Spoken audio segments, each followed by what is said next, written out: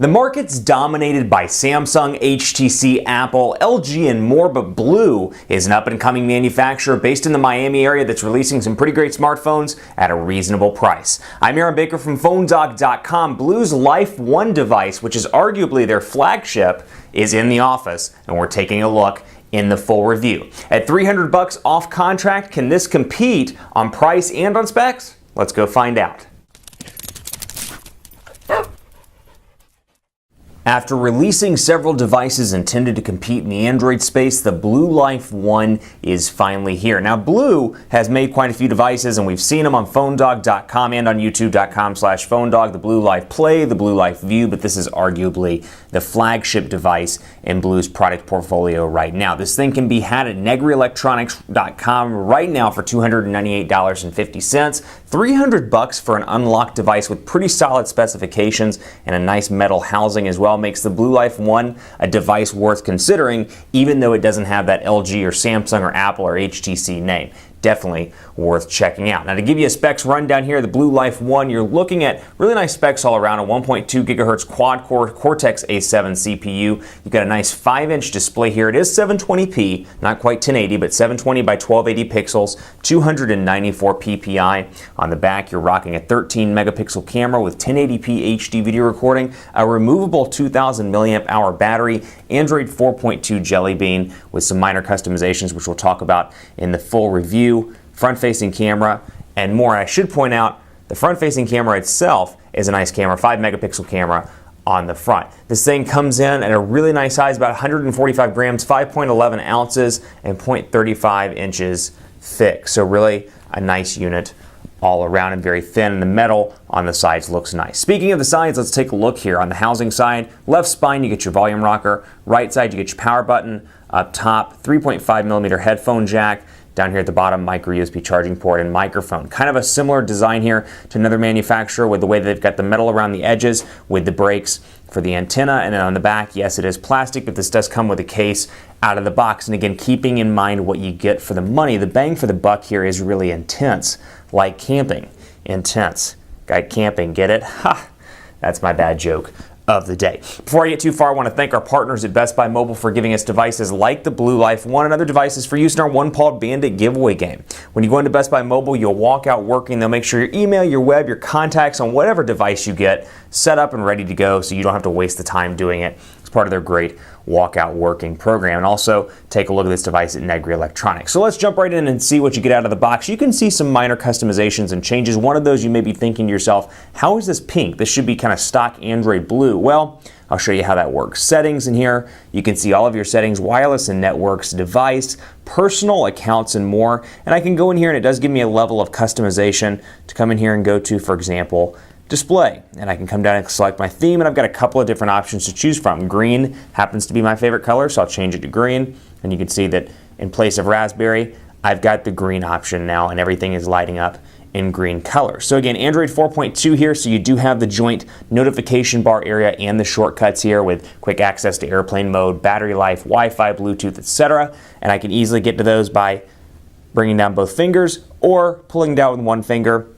and switching over right there. I also have quick access to my settings. The biggest downside I see after working with this device for a couple of days, you'll notice that this is the white device. You'll notice there are 3 capacitive buttons down here, but you may not see them because they're that hard to see. The backlight is white, or almost kind of a blue-white, if you will, and very hard to see up against the white backdrop of the device itself. That's the biggest challenge I've had. Otherwise, pretty smooth and quick all around. Let's take a look at PhoneDog.com here, and you can see 5-inch display here. Again, keeping in mind 720p, so you're not rocking a 1080p HD display, but you are rocking a really nice unit here. 5 inches, I think, for a lot of people, a great balance between too small, people complaining about 4 to 4.3 inches, and too large, those people that don't want to carry 5.7, 5.5, 6.44 on the Sony Xperia Z Ultra. By the way, I'm not quite sure why it's doing that. I did select it to stay on for 30 minutes, but it still seems to be dimming at opportunities that it can. So PhoneDog.com loaded up right now. Portrait to landscape, nice and fast on this device, little to no lag, but you can see it exudes a premium quality feel all around. One thing I really like about this device is the display, because from a content creation standpoint, 5 inches is a great sweet spot for watching YouTube videos, perhaps browsing the web, and something I do on a regular basis, read, be it reading news articles on the internet or reading ebooks.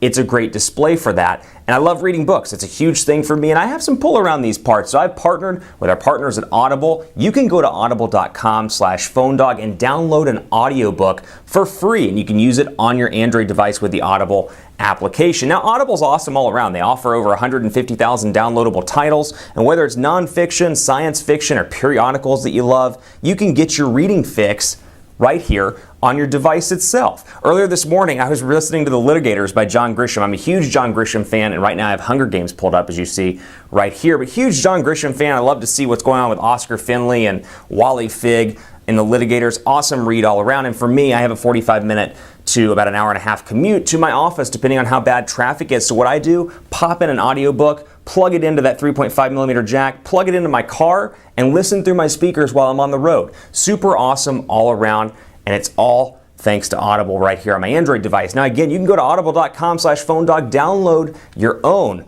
audiobook and take a listen. And a couple of my favorite features, you can come in here, for example, and this one is a big one for me. You know, everybody has different preferences when it comes to the reading styles and the speed in which people read. For me, 1.5 times the speed is the perfect speed of reading. So you can see 1.5 here. You can speed it up, you can slow it down, you can share with your friends via social media, email, Gmail, Google+, etc. And you can customize this and really make it your own audiobook experience, all thanks to Audible. Keeping up on that screen size trend, let's take a look at the keyboard on this device as well. And this is where you're going to see some of the customizations that BLU have made to this unit, or BLU has made rather, to this unit. You can see here typical Android keyboard, but you get an option for almost an emoji-like interaction here. And of course I can add right here and see capture picture, capture video. Now all of this is very much a BLU customization, but I can scroll through and say, hey, let's do a video, let's do a picture, let's capture a picture. It just looks different than the traditional Android layout. And also you see that over in the phone as well. Obviously my mint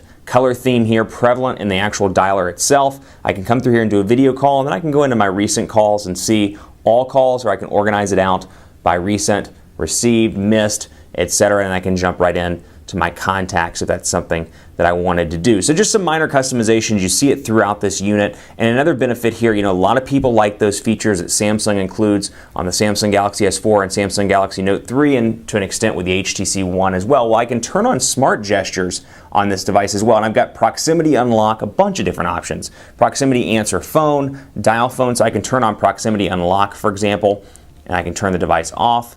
And when I turn it back on, I can wave over and it should unlock the device just like that. So you're getting these premium software experiences in a device that is under $300, which I like quite a bit, or $298.50 to be exact. You've got Notebook as well. This is something that I find particularly useful. I'm a huge note taker on my phone. Increasingly, these are becoming bigger and bigger parts of our lives, whether it's a grocery list or whether it's a to-do list for work. You've got the ability right out of the box. And not to say that you can't download this stuff from the Android store, from Google Play, I should say, but you got this out of the gate with this device. Also want to point this out as well, quadrant standard. Let's take a look at the overall speeds in this device and see how it performs in comparison to other high-end devices on the market, because this is packing pretty decent specs. You've got a nice 1.2 gigahertz quad-core CPU. You've got a pretty solid 5.7-inch display that's 720p. You've got a lot of different choices, or a lot of different software goodies and hardware goodies as well on this device. 16 gigabytes of internal storage. Pretty nice little unit. It only has 1 gigabyte of RAM, but again, keeping in mind the price point. Let's take a look and see how it performs. Now, 2,000 milliamp hour battery. The pro is it's removable. The con, it doesn't last quite as long as the HTC One, the Galaxy S4, the Galaxy Note 3 from early tests that others are posting, and then LG G2 from my personal tests. Does not last as long as those, but still, again, be mindful of the price point here and what you get for $298 as opposed to $500, $600, $700. And I know I keep harping on that point, but it's very important here. The price is a huge feature, and it's obviously a huge marketing thing that BLU uses on a regular basis when they're marketing these devices. Run through quadrant standard here and take a look. Overall, this device, I've been really pleased with it. This is by far my favorite device in the BLU lineup of smartphones right now. Love the metal on the sides, and it gives a premium feel for a price that doesn't break the bank, which I like. So we'll load this up and take a look here. It's going through everything pretty quickly and fast. The biggest issue I'm having, again, is with those capacitive buttons down there at the bottom. They're just hard to see. White on white is often pretty hard to see. So we'll go down here and hit yes, and you can see 4,075 in quadrant standard, so a far cry from the 12 and 13,000 scores that we see on some of the high-end Android devices like the One, the Galaxy S4, etc., the G2. But keep in mind, what you're getting here. And also want to point out, take it with a grain of salt. It's not always indicative of day-to-day performance. Sometimes it's fast, haven't had any issues with it, but in comparison to the high-end, just spec for spec, it is a little bit different. So all around, very impressed with this device. You got your file manager as well. I can see my phone storage, and I can pull off the battery cover here and show you what's behind the scenes. Pull this off. And then you can see the dual SIM card slots. Now this is one other downside of this device. It does take mini SIM cards, not micro SIM cards, not nano SIM cards, mini SIM cards, which if you're wondering why I don't have one in the device right now, it's because I don't have an AT&T or T-Mobile unit that has a mini SIM card that I can put in it. You do get a micro SD card slot. Love the dual SIM capability. I think that's a great feature. Wish they were nano SIMs or micro SIMs as opposed to the older mini SIM. I think that might be an issue for some people, and granted you can pick up one at an AT&T store or a T-Mobile store, but it's going to be a little bit harder to switch from any device that's been made in recent, say year and a half. So that's something to be mindful of. Last but not least, the camera on this device. You've got a pretty solid 13 megapixel camera here. You've got Blue's little customization here at the beginning. I know. And let's jump into the camera and take a gander here. Again, green color scheme, very prevalent here. You can see HDR options, and I've got those just by swiping down. Panorama, got multi-angle view images, scene modes, and then I've got the ability to switch settings over here and access things like GPS location info, anti-flicker, and then within the pictures itself, the size of the pictures, the ISO, etc. over here in the settings, and I can switch quickly and easily between my camera and my camcorder as well. White balance right there, all these different options, auto capture when smiles detected, and then of course HDR as well. So pretty impressed with the camera on this device. We'll bring over the G2 quickly to take a look, and let's see how it looks on this. We'll go ahead and focus in on the T-Mobile logo here since this one just came in. Let's get it focused. There we go. Snap a shot, and let's see what we got on this unit. So we'll take a look, swipe back and forth between the real-time camera and the images, and you can see T-Mobile right there. So not, at least at first glance, the best 13 megapixel camera, and the features aren't quite all there in comparison to some of the other devices on the market, but still pretty pleased with the overall performance. So this device is definitely a contender. It's going to depend on what's most important to you. If you're looking for a high-end smartphone at an inexpensive price, doesn't matter to you if it's Apple or LG or Samsung or HTC, great option in the BLU Life One. This is a gorgeous device. I love the metal around the sides. Best device I've seen from them to date. Really excited about their future as well. The downside may be 1 gigabyte of RAM instead of 2 gigabytes or even 3 gigabytes like the Note 3. It misses out on a couple of things, that 1080p HD displays and more, and some of the goodies you get in the software with Sense 5, with TouchWiz and more. But overall, really a nice device that's worth looking at if you want a replacement, maybe one for the weekend. You lost your phone, you don't want to spend $600. It's a great option and heavily worth considering. Keep it locked on PhoneDog.com for more on the BLU Life One. I'm on Twitter at PhoneDog_Aaron and would love to hear from you as to your thoughts on this device. Let me know, or on Facebook at Facebook.com/HiAaronBaker. Thanks for watching. More to come on BLU's flagship Life One on PhoneDog.com. I'll see you next time.